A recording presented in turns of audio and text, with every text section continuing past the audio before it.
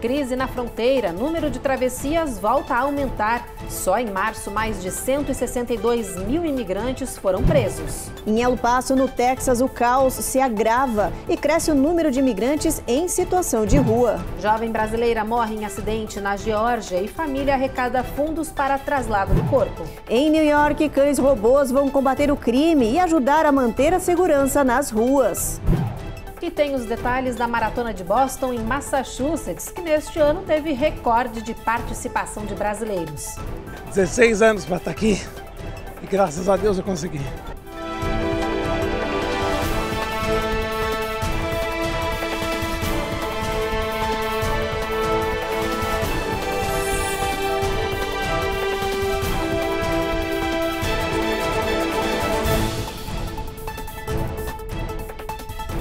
Olá, boa noite. Muito boa noite. O número de imigrantes detidos na fronteira sul do México com os Estados Unidos voltou a aumentar. Só em março foram 162 mil indocumentados apreendidos. Isso representa um aumento de 25% no número de imigrantes sendo capturados pelas autoridades de imigração, isso em relação ao mês de fevereiro. A primavera é considerada um período de pico de imigração na fronteira sul. As autoridades dizem que o fim do inverno e o início do calor incentivam o aumento das travessias ilegais na fronteira do México com os Estados Unidos. Só em março, os guardas apreenderam 162 mil indocumentados tentando entrar ilegalmente no território americano. Esse montante representa um aumento de 25% em relação ao mês anterior de fevereiro. O Departamento de Segurança Interna informou que os níveis de imigração ilegal na fronteira sul continuam sendo historicamente altos. A preocupação agora é com o fim do Título 42, que deve encerrar no dia 11 de maio. Essa medida de saúde pública anti-imigração permitiu expulsar milhares de pessoas durante a pandemia de Covid-19. Com o fim dela, as autoridades esperam que o número de imigrantes cruzando a fronteira diariamente suba para 13 mil pessoas. Isso equivale a 400 mil imigrantes por mês. Para lidar com esse potencial aumento na fronteira, o governo Biden vai anunciar ainda este mês um regulamento que vai exigir que os imigrantes peçam asilo primeiro pelos países que passarem antes de chegar ao território americano. Se eles não fizerem isso, serão automaticamente desqualificados para pedir asilo nos Estados Unidos. E no Texas, a cidade de El Paso tem registrado um aumento no número de pessoas vivendo em situação de rua. Segundo ativistas, a maioria é imigrante, que não consegue abrigo do governo e acaba ficando desamparado em meio a essa crise que ainda está bem longe de acabar. Imagens de abandono. Na fronteira, elas não são raras, mas têm aumentado e muito nos últimos meses, segundo ativistas de imigração. É o retrato do descaso das autoridades, que permitem que os imigrantes fiquem aqui no país enquanto aguardam seus processos de asilo, mas não fornecem a eles o básico, como alimentação e moradia, ao menos nas primeiras semanas após cruzarem o deserto. Com os abrigos superlotados e poucos oficiais para lidar com a crise, hoje ver imigrantes morando nas ruas de El Paso é algo comum. Segundo agentes de imigração da cidade, são liberados dos centros de detenção uma média de 151 imigrantes por dia, que, jogados à própria sorte e muitos sem falar inglês, precisam da ajuda de voluntários e moradores que se esforçam para suprir a falta do poder público na região. O problema da imigração na fronteira sul dos Estados Unidos não será resolvido enquanto não for enfrentado como deve ser pelo governo dos Estados Unidos. Enquanto o governo dos Estados Unidos não tratar isso como um problema estrutural, racista, que a própria política externa do país cria. Então cria esse sonho de que a pessoa pode chegar aqui e vai viver o sonho americano, o que não é verdade, porque quem vive o sonho americano são pessoas que têm documentos, são pessoas que sabem inglês, não é? São casos raros, aquelas pessoas que chegam sem... A maioria das pessoas, dos brasileiros que estão vindo hoje em dia, são pessoas que, sem educação formal, é muito difícil. A eles, a elas, a essa população não é dada nenhuma oportunidade de vencer aqui. É um crime o que o governo dos Estados Unidos está fazendo. E esse governo democrata não é diferente do governo passado, que era um governo criminoso, não é diferente do governo anterior, que era o governo Obama, que foi quem começou a separar as famílias. Então, isto é um absurdo e tem que ser visto desta forma, como crime praticado pelo governo dos Estados Unidos. Depois do intervalo, a gente traz os detalhes da morte de uma brasileira em um acidente na Geórgia e te mostra como ajudar a família nesse momento tão difícil. E tem reportagem sobre a morte de uma mulher de 20 anos que estacionou por engano na frente da casa errada e foi baleada pelo morador em New York.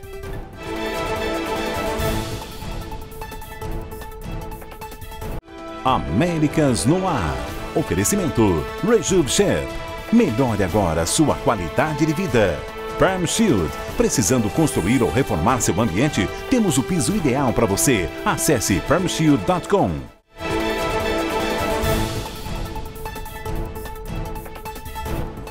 Uma jovem brasileira morreu durante um acidente de trânsito que envolveu 5 veículos na cidade de Marietta, na Geórgia. O acidente aconteceu na manhã de hoje em uma highway, enquanto a brasileira se deslocava para a academia. Segundo o Departamento de Transporte, o carro da brasileira parou no acostamento depois que o pneu furou. Ela desceu para consertar o problema e, enquanto falava com a mãe ao telefone, um veículo bateu na traseira do carro. Ainda no acostamento, os 2 motoristas conversavam sobre o acidente quando um terceiro carro em alta velocidade atingiu os 2 em cheio. Ambos morreram na hora. Amigos e familiares da brasileira Eduarda Romano da Silva tentam agora arrecadar fundos para conseguir fazer o traslado do corpo dela. O objetivo é juntar $30 mil, o valor que é estimado para conseguir levar o corpo lá para o Brasil. Para ajudar, basta entrar no site GoFundMe e digitar o nome da brasileira, Eduarda Romano da Silva. No Missouri, o homem que baleou um garoto negro de 16 anos após o jovem tocar por engano a campainha da casa dele prestou um novo depoimento e foi oficialmente indiciado. E em New York, um outro homem foi preso depois de atirar e matar uma mulher que, também por engano, estacionou o carro na garagem errada. Esses são os destaques do nosso Giro de Notícias de hoje. Andrew Lester, de 84 anos, é acusado de crime de agressão em primeiro grau e ação criminosa armada. As 2 acusações vieram após ele atirar contra um adolescente negro e o ferir gravemente em Kansas City, no Missouri, depois de o jovem ter tocado a campainha por engano, ao trocar o endereço onde ia buscar os irmãos mais novos. I can tell you there was a racial component to the case. O promotor de justiça do condado de Clay diz estar certo do viés racial do caso, que chocou o país. It still, even today, is complete shock that anybody would do that. Em depoimento, Andrew Lester disse que atirou porque morreu de medo pelo tamanho de Ralph e por sua incapacidade de se defender por ser idoso. Ele disse que estava na cama quando ouviu a campainha e pegou um revólver. Ao chegar na porta, viu o menino negro pelo vidro e disparou ao menos 2 vezes.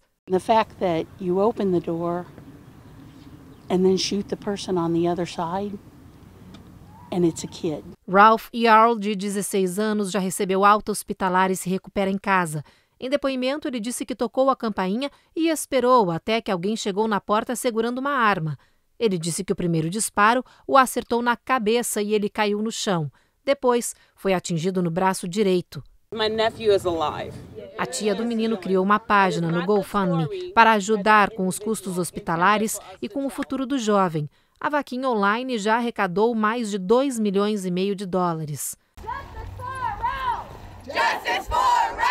Nas ruas, seguem os gritos por justiça. Se condenado pelas acusações, Andrew Lester pode passar o resto da vida na prisão. Ainda não há data para o julgamento. Em New York, um homem de 65 anos foi preso e está enfrentando acusações de assassinato após atirar e matar uma mulher que as autoridades dizem que entrou acidentalmente em sua driveway. O caso aconteceu em Hebron, em uma cidade rural no norte do estado. A vítima, Kaylin Gillis, de 20 anos, estava em um carro com outras 3 pessoas. O grupo seguia até a casa de um amigo e se enganou de endereço. Ao chegar na driveway de Kevin Monahan, foram imediatamente alvo de disparos feitos por arma de fogo. Um dos projéteis acertou Kaylin, que estava no banco de passageiros na parte da frente do carro. Ela morreu na hora. Kevin foi preso, mas demorou horas trancado dentro de casa, se recusando a falar com as autoridades.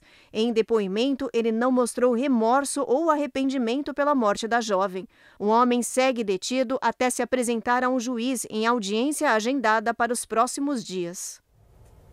Depois do intervalo, a gente fala do Jorge Santos, o deputado de New York, filho de brasileiros, que anunciou a campanha para a reeleição, mesmo após uma série de polêmicas. E a gente te mostra como vai funcionar o projeto de New York City para usar cachorros robôs no combate à criminalidade nas ruas.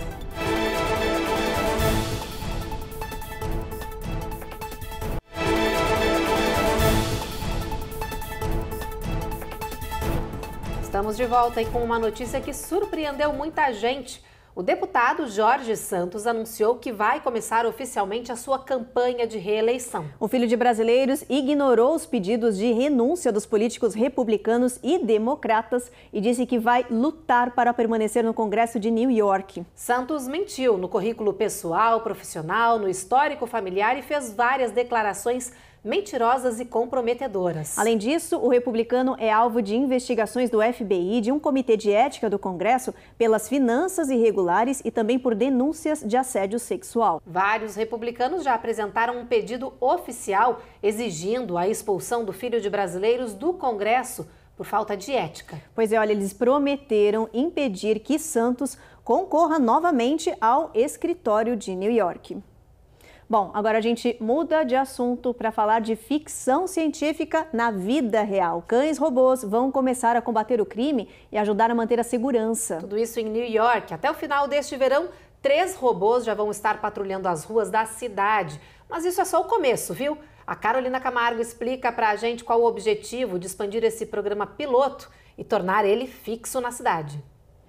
Os cães robôs foram apresentados em New York pelo prefeito Eric Adams e pelo chefe do departamento de polícia. Os equipamentos de 4 pernas desfilaram diante de jornalistas, lembrando cenas de filmes de ficção científica. Esses digidogs vão funcionar como os famosos K9, os cachorros que auxiliam os policiais. Eles possuem câmeras, sensores e inteligência artificial. Podem ser usados em tiroteios, sequestros, atentados, ataques à bomba e outros. Animado, o prefeito, que já se declarou fã da tecnologia, disse que esses cães robôs são apenas o início do novo sistema de segurança de New York. A prefeitura prometeu incorporar mais digidogs. Os primeiros modelos devem entrar em atividade já neste verão.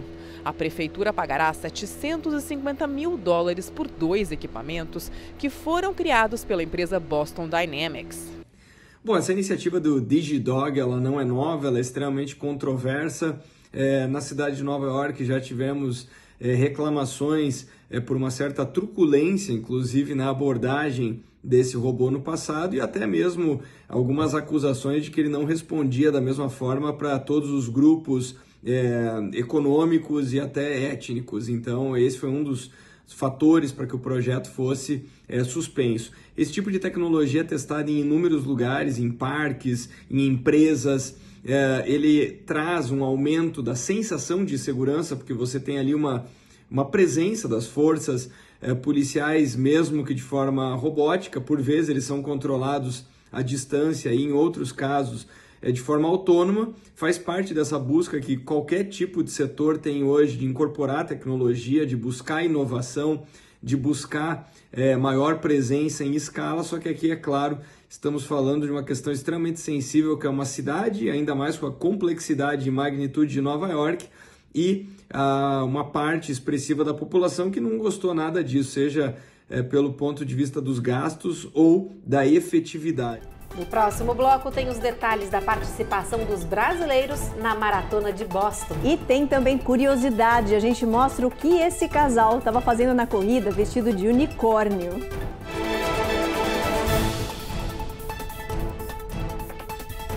Américas no ar. Oferecimento Rejuve Chef. Melhore agora sua qualidade de vida. Perm Shield. Precisando construir ou reformar seu ambiente? Temos o piso ideal para você. Acesse permshield.com.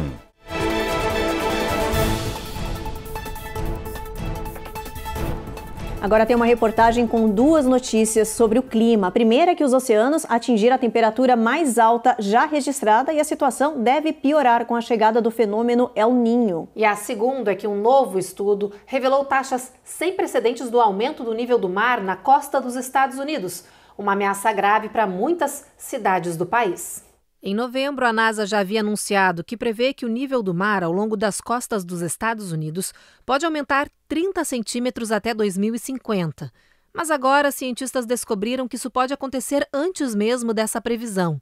É que algumas áreas do país já estão experimentando um aumento do nível do mar até 3 vezes maior do que a média global. O estudo mostra ainda que desde 2010, o aumento do nível do mar ao longo das costas do Sudeste e do Golfo se agravou cerca de meia polegada a cada ano. Taxas consideradas rápidas demais. Entre os motivos para essa elevação acelerada está a perda de massa de gelo polar por derretimento. Cientistas também anunciaram que observam com espanto como as temperaturas dos oceanos aumentaram constantemente nos últimos anos, mesmo com o fenômeno de resfriamento La Niña. Os pesquisadores dizem que houve um recorde de calor no mar, o que preocupa, já que a chegada do fenômeno El Niño, previsto para os próximos meses, vai trazer mais calor extremo e perigosos ciclones e furacões. O El Niño também poderia, pela primeira vez, empurrar o mundo para além de 1,5 graus Celsius do aquecimento, acima dos níveis pré-industriais de meados do século XIX.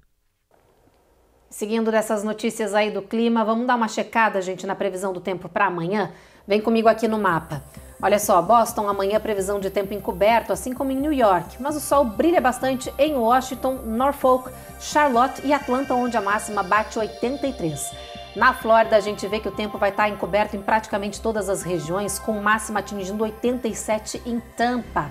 Chegando já no Texas, Houston, o sol nem aparece e a mínima fica em 68. Olha, em Santo Antônio já tem previsão aí de chuva, mínima de 69. O sol deve aparecer um pouquinho, mas bem tímido, viu? Em El Paso, sol forte aí, máxima de 85 graus, bastante calor. Albuquerque já o tempo está encoberto, sol entre nuvens, mínima de 40, máxima de 74. Fênix, sol forte, máxima de 82, bastante sol. Em Las Vegas, a mesma coisa aí, ó, bastante sol, máxima de 72 graus. São Francisco, o sol aí já mostrando um pouquinho a cara, estava vindo de uma chuva forte, agora a gente vê máxima de 60, mínima de 47 graus, Evelyn. Isso aí. Bom, gente, no ano em que o atentado à Maratona de Boston completa uma década, a participação bateu recorde de público. Foram 30 mil participantes de 120 países. Os brasileiros estavam lá também. E a Giovanna Locatelli mostra pra gente que foi a edição com o maior número de atletas do nosso país, quase 700 corredores. A movimentação de atletas para a Maratona de Boston começou cedo. No ano em que o atentado à bomba que deixou mortos e feridos completa 10 anos, a segurança foi reforçada. A estrutura, nesta edição, contou com 9.100 voluntários, sendo 1.600 só na equipe médica. Os quenianos dominaram o pódio. Evans Chebet e Ellen Obiri foram os vencedores. O Brasil foi muito bem representado na modalidade de wheelchairs, com 2 atletas paraolímpicas.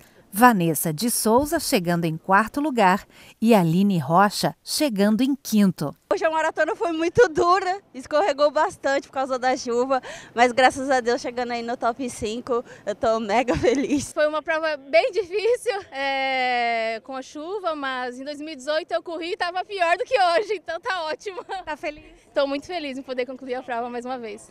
A competição reuniu mais de 30 mil atletas de 120 países. Mesmo debaixo de chuva, o clima esquentou na pista. E esse ano foi a edição com o maior número de brasileiros competindo. Foram quase 700, o dobro do ano passado. É uma prova incrível, muita gente torcendo do início ao fim. É uma experiência incrível, é muito difícil, mas vale cada quilômetro. Deu tudo certo dentro das minhas expectativas. A família está toda aí. Vai dedicar para ele a vitória? A vitória, com certeza. Pedro Augusto, para você, meu filhão. E aí, como é que tá se sentindo? É único. 16 anos para estar aqui e graças a Deus eu consegui. Quais são os 2 fatores principais que trouxeram tantos brasileiros? Represamento da pandemia e, com certeza, o interesse do corredor brasileiro em fazer o índice para vir para cá.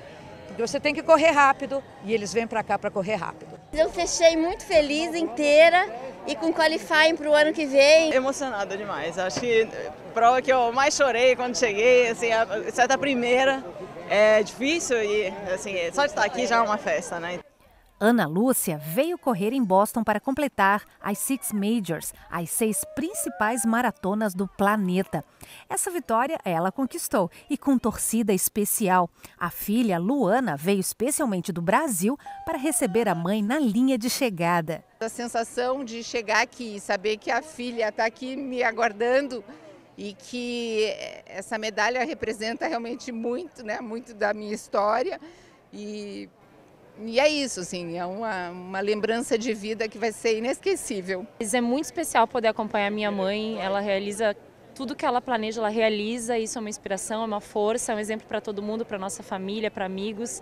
E não dá para falar de maratona sem falar de uma celebridade das pistas, Nilson de Lima. Ele começou a correr aos 45 anos e hoje, aos 70, é o brasileiro com o maior número de maratonas e ultramaratonas.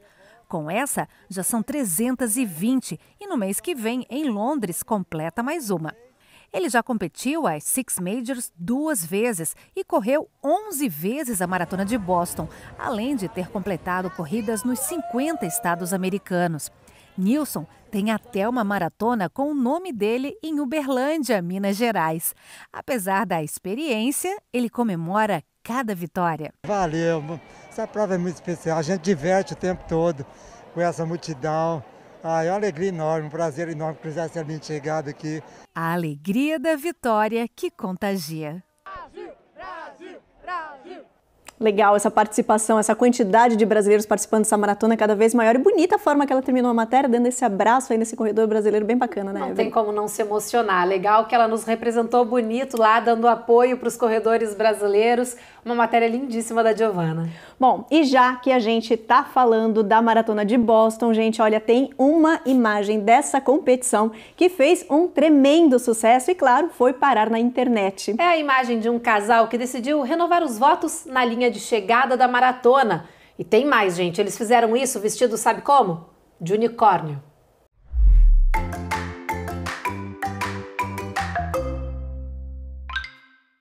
O casal se vestiu a caráter com o símbolo da Maratona de Boston, um unicórnio, e foi para a linha de chegada da corrida. Tim e Cherry são conhecidos por não fazerem nada de forma convencional. Eles renovaram os votos de casamento diante de corredores e espectadores, com direito à presença de uma oficial de justiça. Depois do sim, o beijo para selar o 3º ano feliz de união. Tim é um atleta de carteirinha da Maratona de Boston. Ele quis passar a mensagem de que memórias tristes, como a do atentado que completou 10 anos, podem ser substituídas por lembranças felizes e de esperança. Basta você escolher qual momento quer manter na memória. Bem bacana essa matéria, não tem como não dar risada deles vestidos de unicórnio, mas Evelyn e pessoal de casa, eles planejaram esse casamento, na verdade, oficialmente, a primeira vez, na maratona, 3 anos, só que aí veio a pandemia. Eles tiveram que cancelar esses planos e fizeram aquela cerimônia simples, reservada para a família. Mas eles nunca desistiram dessa ideia de casar na maratona. E eles realizaram agora, porque justamente quando faz 10 anos do atentado, para passar essa mensagem maravilhosa. Ressignificaram o que a maratona significa para eles, para deixar para trás aquela tragédia que ainda dói em todos nós, mas que é muito importante a gente, né, renovar os sentimentos, trazer mais amor. Agora eu fiquei pensando, eles com 3 anos de casado fizeram uma renovação desse tipo, vestido de unicórnio na maratona. Tô até com vergonha que fiz 10 anos de casada e nem renovação de votos fiz.